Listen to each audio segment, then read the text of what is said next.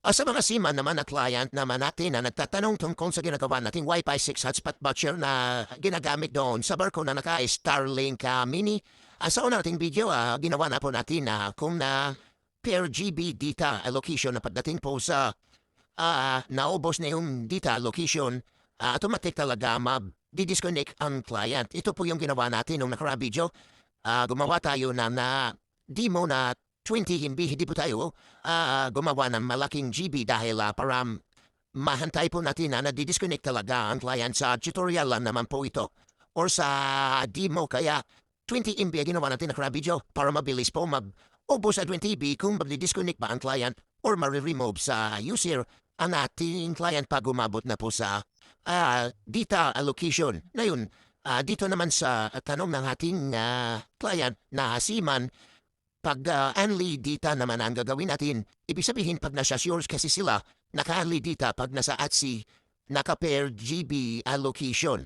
Ngayon dito sa gagawin naman natin, only data po tayo. Kaya pag dito may ginawa po tayong profile dito, para sa only data, ibig sabihin, pag only data, pwede tayo gagawa ng per hour, per day, per week, or per month. Kaya kahit ano pong gusto natin gagawin sa only data, dito ginawa natin para sa demo, 3 minutes lang para mas madaling mahantay natin. Pag umabot ng 3 minutes, dapat automatic mag-disconnect ang client or ma-remove na ang client sa active hotspot at saka sa user profile.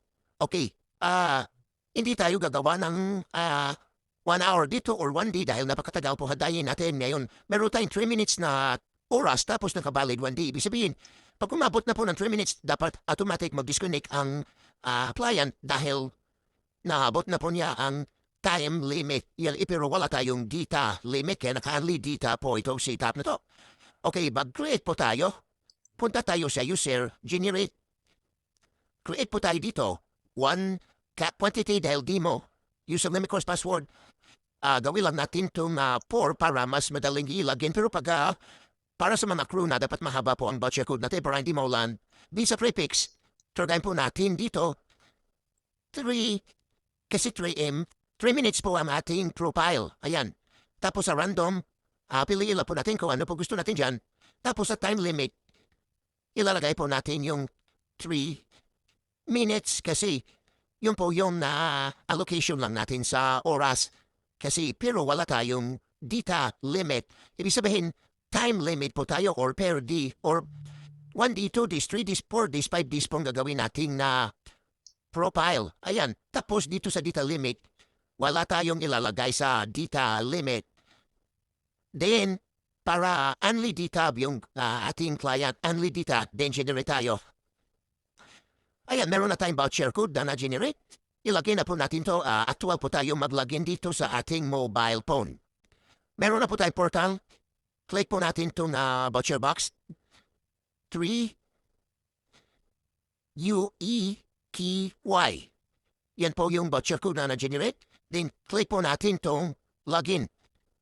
Ayan, meron na tayo. Click po natin yung status. Dito sa status na nating client, dito nakikita na naman natin 2 minutes na lang ang remaining 2 minutes and 57 seconds kasi 3 minutes lang po yung ginawa nating oras para madali lang matapos din kasi kung natin gagawin isang araw yan, matagal po tayo. Bukas pa tayo matatapos.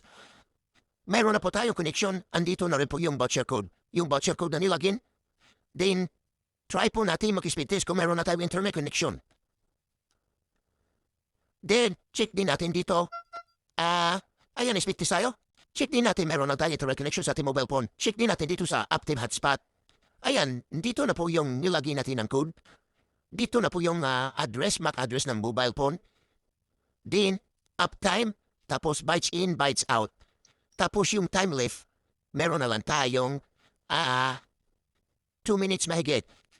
Pag naubos na po yung time left natin dahil 3 minutes lang yung ginawa nating allocation, pero naka-only data, automatic dapat magdi-disconnect po itong active client natin. Ibig sabihin mawala na siya ng internet connection pag na-remove na siya dito sa active hotspot. Then, kahit mag-speed test tayo ng mag-speed test, walang data na uubusin dahil unlimited data po tayo. Ang hinahantay natin dito na mauubos lang po yung time na inallocate natin sa isang user or isang client. Ayan, 1 minute na lang na mahigit ang ating client dahil nakasit po tayo na 3 minutes. Pero naka-unlead data po tayo kahit ilang beses po tayo mag-speed test, hindi po tayo nagdi-disconnect dahil walang limit ang ating data. Ayan, naka-19 MB na nga tayo.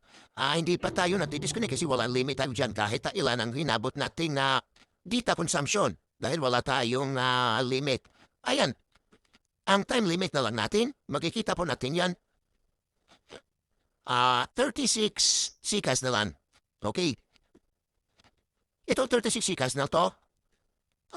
Ayan.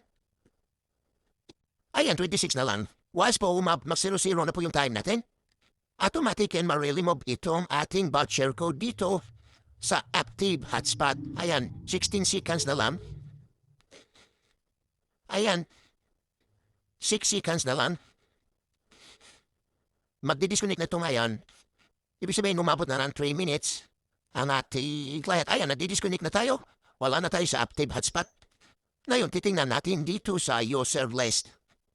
Pag-click po natin sa user list, ayan, dito na po dito pa po yung ating voucher code. Ito yung user na nilagay natin. Nakita natin yung uptime niya. Naubos na niya yung 3 minutes. Ito yung nakonsumo niyan. 37 MB dahil nag-speed test tayo ng speed test. 37 MB bytes. 24 MB mahigit yung bytes out. Pag itotal yan, medyo malaki-laki na yung nakonsumo niya pero sa 3 minutes lang siya nagdi-disconnect kasi yun ang time limit na nilagay natin. Naka-unlead data. Sit up po tayo nito. Ayan. Then after 3 to 5 minutes, automatic din to ang magdi-disconnect ang ating user. Expired dito sa ating user list. Yan, magdi-disconnect po ito or ma-remove na po ito. Pagdating na 3 to 5 minutes, pag-check natin, wala na-remove na ang ating voucher code. Ibig sabihin, na umabot na rin na almost 5 minutes na naka-store. Pagkatapos yung mag-expired, na-remove na siya dito sa ating dashboard. Ayan. Working talaga ang ating setup. Na pag na-expired na po ang client, automatic ma-remove sa active user at saka sa hotspot active. Ayan.